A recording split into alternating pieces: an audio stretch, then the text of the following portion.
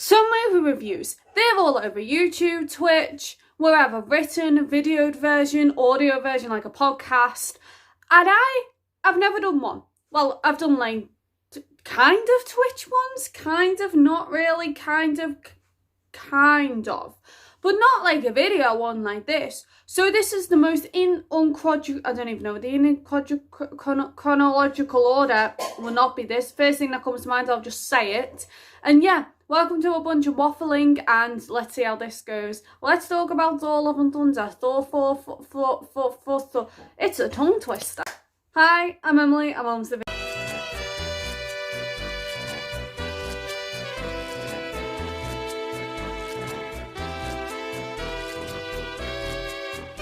So if you haven't seen the movie, well, taking out if you just really don't care that much about the movie and you're just watching this for something to watch, don't watch video. Because to say if you haven't seen it or you're just waiting for it to go on Disney Plus, so you rather watch it on streaming than in cinemas, fair enough. Don't watch video or any other video like this. Because 3, 2, 1 spoiler warning, spoilers will be set from this point onwards.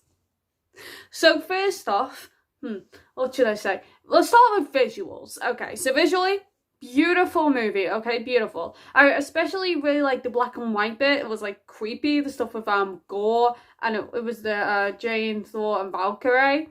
That stuff was really creepy but really cool. How it was the only colour you could see was from like Zeus's lightning bolt, or like the blue on Minoye. Is that close? Minoye. I always forget the pronunciation of it.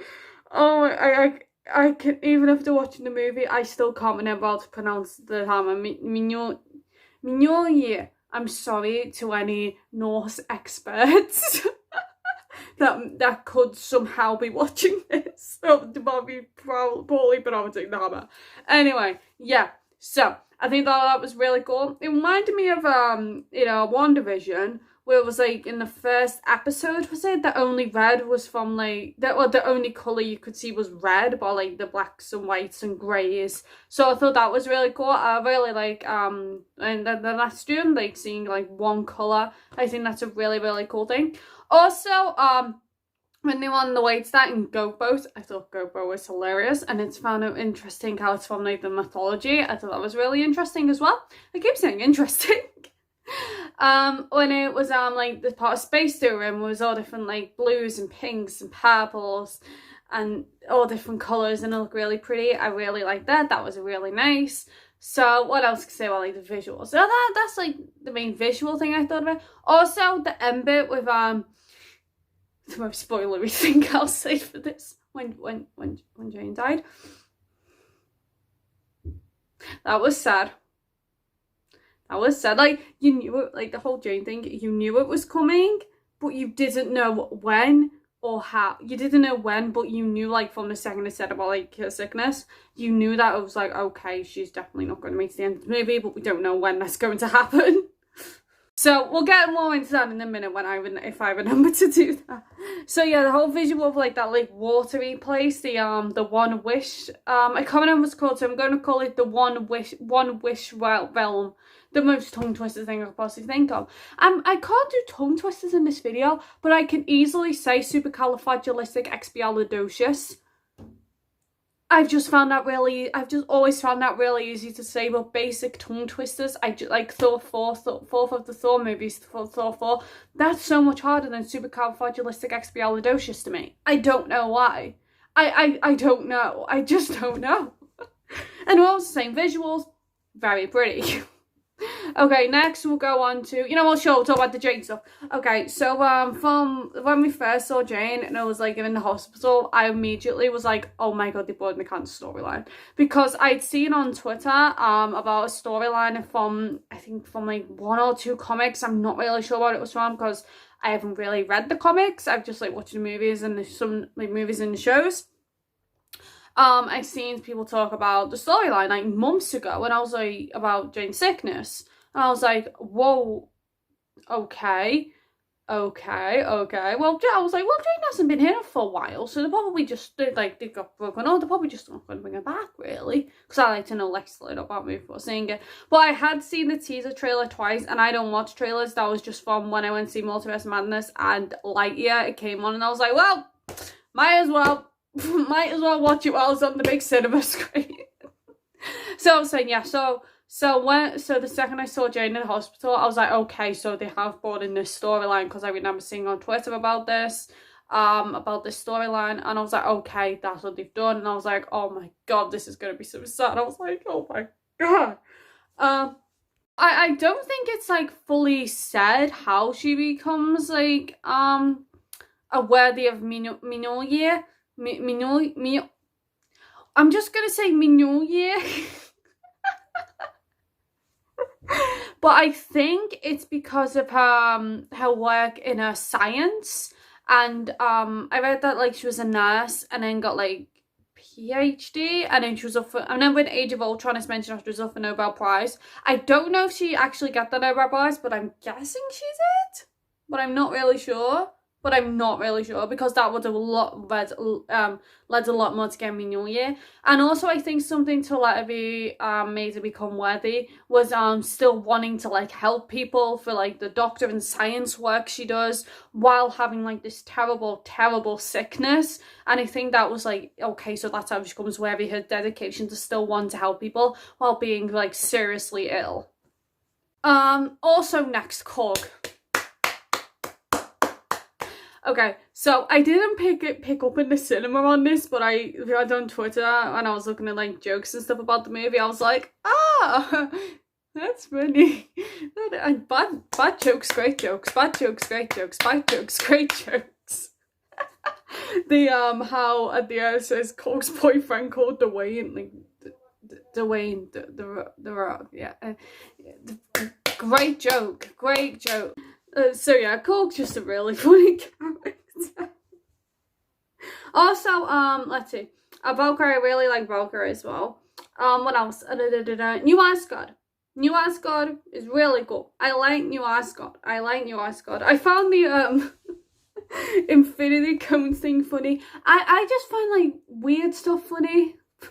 So weird, stupid stuff funny. So like Infinity Cones, Dwayne the Rock monster.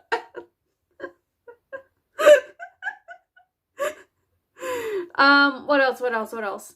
Yeah, I really like the opening of the movie with Gore's daughter. I've seen on Twitter people calling her Love because like the ending, but like excluding credit scenes. So I'll refer to her as Love. So yeah, the start with like Gore and Love was so sad. I really like villains that you can sympathize with, where you watch like their backstory and go, okay, I understand your anger and sadness, but what you're doing is very messed up, sir. But I understand like your pain, like I understand your pain, but like I said, what you're doing is very messed up. Okay, so just therapy. Find some intergalactic therapy, have some fun with your therapist. I know Gerald, the local therapist. Speak to Gerald, the local therapist, see what he has to say, and be like, okay. And then, I mean, Gerald will probably be like very scared of you if Gerald's therapist is like some kind of therapist god. Not something to talk about. The God's World. I generally can't remember what Zeus's place is called. Oh my god. Anyway. All the different gods. What was it? Oh my god, what was it? Ramen. Not ramen. The dumpling god. That was cute. I was like, the dumpling guy.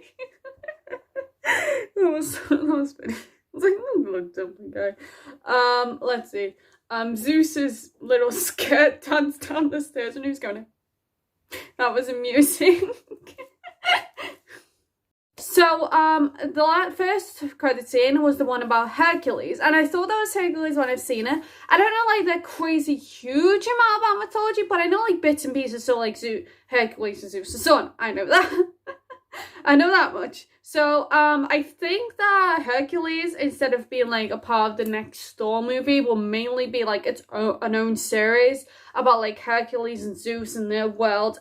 I'm just going to call it Zeus's Little Happy Place because I can't remember the name of his realm / planet, whatever it was. So I'm going to be about Zeus's Little Happy Place.